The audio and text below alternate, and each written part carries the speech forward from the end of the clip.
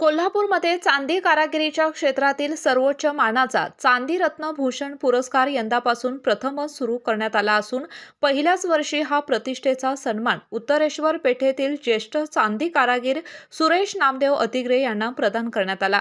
कोल्हापूर सराफ संघाचे अध्यक्ष राजेशभाई राठोड यांच्या हस्ते हा पुरस्कार प्रदान करण्यात आला।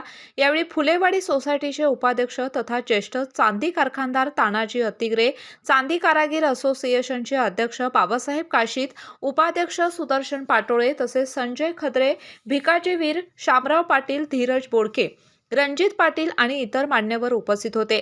अतिग्रे कुटुंबाने अनेक पिढ्यांपासून चांदी कारागिरीचा समृद्ध वारसा जपला आहे। मात्र या यशामागे संघर्षाची प्रेरणादायी कहाणी दडलेली आहे।